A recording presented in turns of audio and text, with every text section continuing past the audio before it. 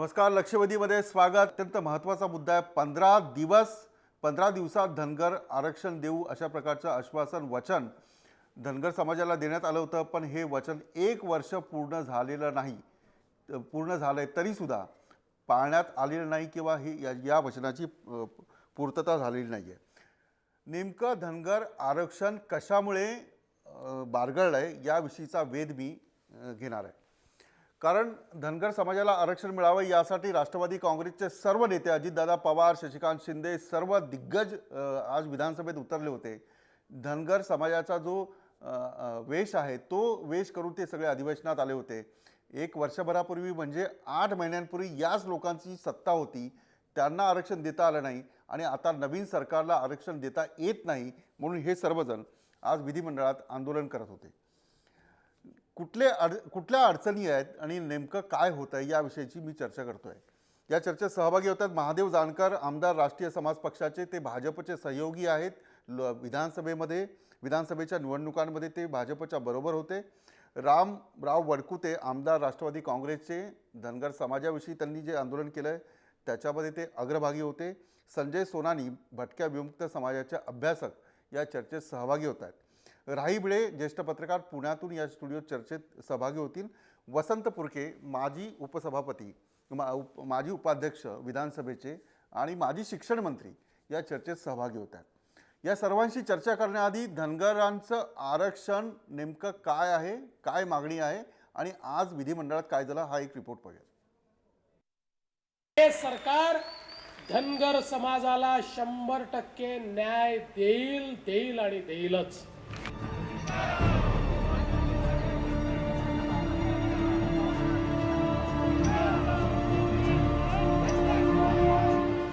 आरक्षण देऊ देऊ असं म्हणत फडणवीस सरकारनं 8 महिने काढले, पण धनगर समाजाला अनुसूचित जमातीचं आरक्षण काही मिळालेलं नाही. सत्तेत आल्यानंतर पहिला निर्णय धनगर आरक्षणाचा घेऊ अशी घोषणा मुख्यमंत्री देवेंद्र फडणवीसांनी केली होती. निवडणूक जिंकली, सत्ता आली आणि भाजपला त्यांच्या आश्वासनांचा विसर पडला. मंत्रिमंडळातील मंत्री विष्णू सावरा धनगरांना आरक्षण देण्याच्या विरोधात आहेत. आरक्षणाच्या मुद्द्यावर काँग्रेस राष्ट्रवादीनं विधिमंडळात रान उठवलंय.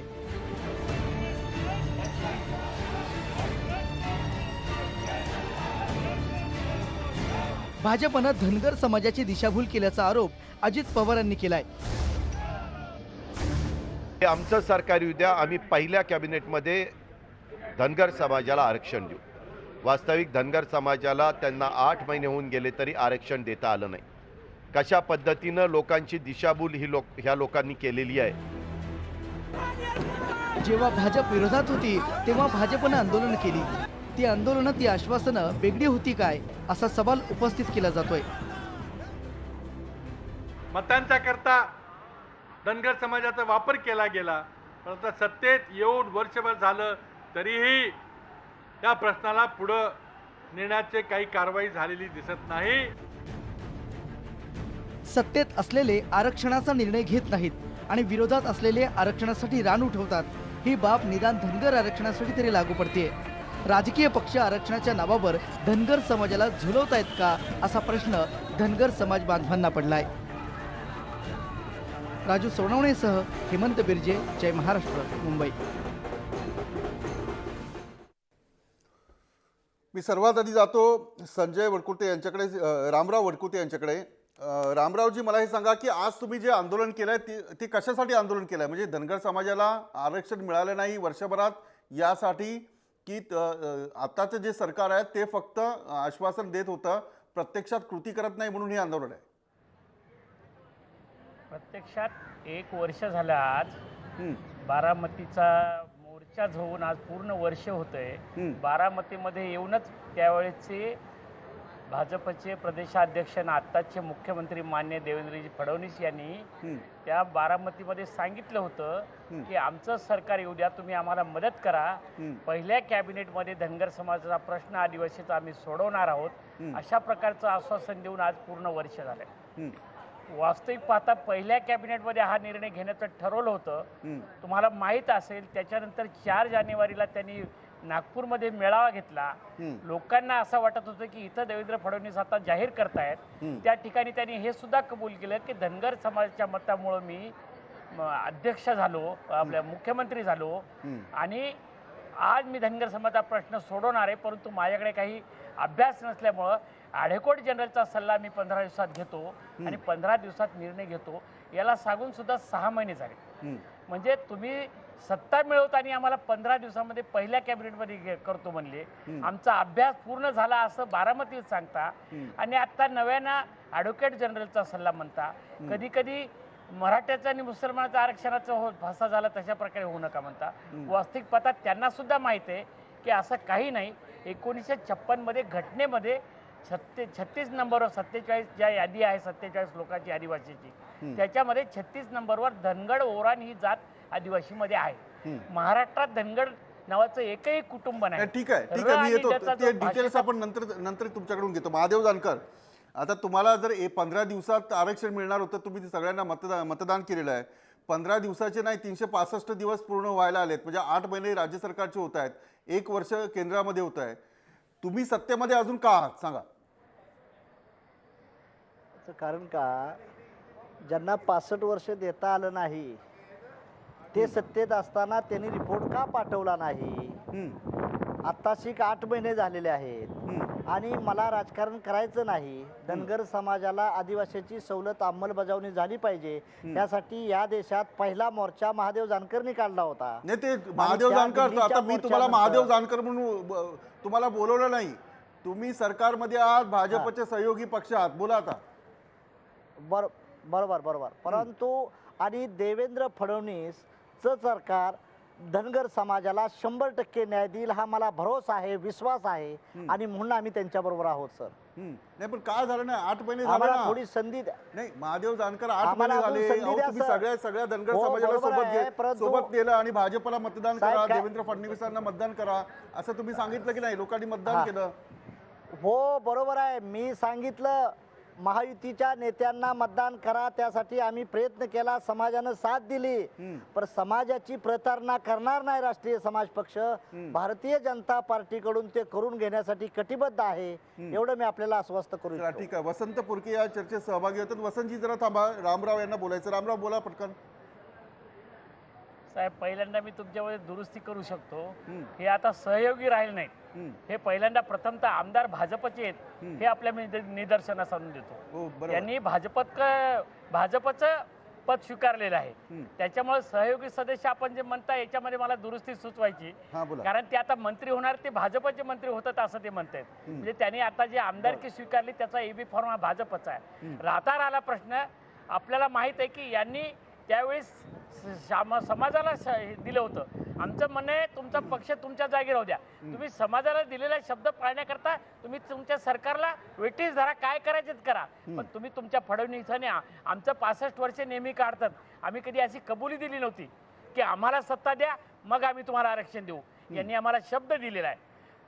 उपोषण सोडवलं, त्या ठिकाणी बोलवलं नव्हतं, न बोलवता आले. आमचा पंढरपूर ते बारामती मोर्चाला येऊन यांनी स्वतः संबोधलं. जानकर साहेब त्यांना घेऊन आले होते आणि ते बोलले. आता जानकराचं परम कर्तव्य आहे की पहिल्यांदा याच्यासाठी काय करायचं ते वाटेल तर सरकार सोडलं, सरकारचा सहयोगी सदस्य सोडले, आमदारकी सोडो, काय भेटायचं मंत्रीपद नाही भेटलं चालेल, पण समाजाला न्याय त्याच्याकडून चला, कारण ठीक आहे. समाजाची ठीक आहे. खूप जानकर मोठी थांबा, अपेक्षा जानकर थांबा. त्यांच्याकडून. साहेब, दोन नाही, मिनिट, जानकर थांबा, मी येतो तुमच्याकडे. आता मला साहेब- वसंत नाही जानकर थांबा, साहेब मी 2 येतो मिनिटं तुम्हाला मला संधी देतो. मी क्लॅरिफिकेशन देऊ तुम्हाला द्या. संधी देतो. क्लॅरिफिकेशन देऊ द्या. 2 हा. मिनिटं साहेब, हा. प्लीज मला क्लॅरिफिकेशन देऊ द्या. हा बोला. महादेव जानकरनं भारतीय जनता पार्टीवर युती केलेली आहे. मी महायुतीतला घटक, एनडीएतला घटक पक्ष राष्ट्रीय समाज पक्ष आहे. त्यांनी जी चूक केली की महादेव जानकर भाजपाचे आहेत, तुम्ही चौकशी करा. ते मला हे सांगायचं आहे चौकशी की करा. माझा राहुल कुल हा राष्ट्रीय समाज पक्षातून विजय झालेला आहे आणि मी एनडीए घटक दलाचा नेता आहे. मी हे जबाबदारपणाने सांगतोय, म्हणून त्यांनी ते आपलंच नाही, काढावे पण जानकर आणि साहेब भारतीय जे- नाही, जनता नाही, रामराव म्हणतात की पार्टीकडून तुमचं सवलत जे मिळवण्यासाठी नाही, तुमची आमदारकी जी आहे ती भाजपची आहे, बरोबर आहे का? हे भाजपच्या कोट्यातून दिलेले आहे, पण भाजपाचा नाही, राष्ट्रीय कोट्यातून समाज नाही, पक्षाचा नाही, आहे. निवडणूक चिन्ह काय होतं सांगा. तुमचं निवडणूक चिन्ह काय बिलकुल होतं? नाही, चिन्हच नव्हतं. चिन्हच नव्हतं तेव्हा. चिन्ह नव्हतं साहेब, चिन्ह नव्हतं, चिन्ह नव्हतं, चिन्ह नव्हतं. भाजपचा होता. माझा राहुल चला कुल चला निवडून आला, ते एबी कपशीवर फॉर्म जो आहे. आहे तो विधान भाजपचा परिषदेमध्ये होता. AB फॉर्म महादेवजी असतो. चला तो मुद्दा तुम्हाला- महत्वाचा तुम्हाला नाहीये. मग ठीक आहे, तो मुद्दा महत्वाचा तुम्हाला नाहीये माझ्यासाठी, सांगतो, तो मुद्दा राष्ट्रीय महत्वाचा समाज नाहीये. पक्षाची चला भाजप- जानकर जानकर थांबा. भाजपा- वसंत पुरकेजी, तुम्ही काँग्रेसचे नेते होतात, माजी शिक्षण मंत्री होतात.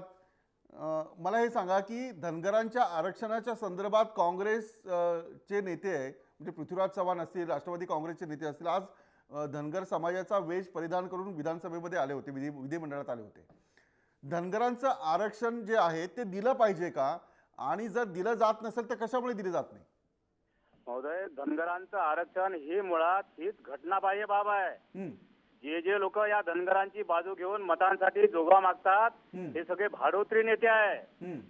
कारण हे घटनात्मक आरक्षण आदिवासींचं एकाच जातीच्या मतांसाठी आदिम जमातींचा मर्डर जर करत असतील तर हे सगळे भाडोत्री नेत्यांनी हे मागणी थांबवली पाहिजे. कारण हे आरक्षण ही काही घटनात्मक बाब कोणाची वैयक्तिक मालमत्ता नाही, ही काही खेरापत वाटता येत नाही. आणि म्हणून आम्ही म्हणजे 67 वर्ष होते ना, आदरणीय अजितदादा सुद्धा बोलले की पहिल्या कॅबिनेटला घेऊ, हे करता येत नाही. घटनात्मक आरक्षण हे कुणालाही आपली स्वतःची वैयक्तिक मालमत्ता म्हणून वितरित करता येत नाही. हे सगळे मतांचा जोगा मागासाठी आलेले आहे. पुन्हा त्या सगळ्या नेत्यांना माझं आवाहन आहे, त्यांना 3.5% आरक्षण मिळालेलं आहे, आदिवासींच्या वाट्याला जाऊ नका. आदिवासी अनऑर्गनाइज आहे म्हणून तुम्ही त्यांच्या टाळूवरचं लोणी खाऊ नका. आम्ही सगळे सतर्क आहोत. म्हणजे पुरकेजी जे मिळणार नाहीये ते मिळवण्यासाठी आम्ही प्रयत्न करतोय, अशी पोळी भाजण्याचा प्रयत्न हे सगळे नेते करतायत. खोटारडे आहे. आदरणीय पवार साहेब सुद्धा मुख्यमंत्री होते या देशाच्या राज्याचे, त्यांना सुद्धा देता आलं नाही. देवेंद्र फडणवीस देऊ शकत नाही. म्हणून बाबासाहेबांनी 1950च्या व्हॉल्यूम नंबर 9 मध्ये मॉड्युलिटी ऑफ द कॉन्स्टिट्यूशन ठरवलेली आहे, त्याची प्रक्रिया ठरवलेली आहे बाबासाहेबांनी. हे राज्यकर्ते मतांसाठी काहीही करू शकतील भविष्यामध्ये, आणि म्हणून त्यांनी प्रक्रिया ठरवलेली आहे. ही प्रक्रिया डावलून यांना करता येणार नाही. चला ठीक आहे. वसंतजी येतो मी तुमच्याकडे. ठीक आहे, महादेव जानकर आणि रामराव यांना बोलायचं आहे, पण संजय सोनवणे या चर्चेत आहेत, अभ्यासक आहेत, भटक्या विमुक्त समाजाचे अभ्यासक आहेत. संजय सोनवणे वसंत पुरकेचा मुद्दा उपस्थित करतात की आरक्षण देताच येत नाही, आणि हे जर सत्य असेल तर महादेव जानकर असो, रामराव असो, किंवा जे आज विधानसभेमध्ये धनगर समाजाचा वेश परिधान करून आंदोलन करत होते, हे सर्व लोक धनगर समाजाला मूर्ख बनवतात. आठवल्याची गोष्ट अशी आहे की समाजकारणाचं राजकारण खरं कोणीही करू नये. हा सामाजिक प्रश्न आहे, हे आपण सर्वांनी लक्षात घेतलं पाहिजे. राजकारणाचा हा विषय नाही आणि त्याचा प्रश्नही नाही आहे. पहिली गोष्ट अशी की आता पुरके जे म्हणाले ते चुकीचं असं बोलले की खुद्द गोव्यामध्ये 2013 साली तिथले धनगर आणि गवळी समाजाला एसटी मध्ये घेण्यात आलेलं आहे. त्यामुळे घटनेमध्ये यांना घेता येत नाही असा जो त्यांचा काही दावा आहे तो काही खरा नाही. दुसरी गोष्ट अशी आपण पाहायला पाहिजे की धनगर हा जो समाज आहे हा आदिवासी आहेच, कारण नोमॅडिक ट्राईब्स या संज्ञेखाली आता सध्या धनगर समाजाला ओबीसी मध्ये आरक्षण देण्यात आलेलं आहे. एकीकडे एकदा तुम्ही त्यांना ट्राईब म्हणून मान्य केल्यानंतर त्यांना एसटी मध्ये न घेणं किंवा एसटी मध्ये समाविष्ट न करून घेणं ही एक मोठी घटनात्मकच चूक त्याला आपल्याला म्हणावं लागेल.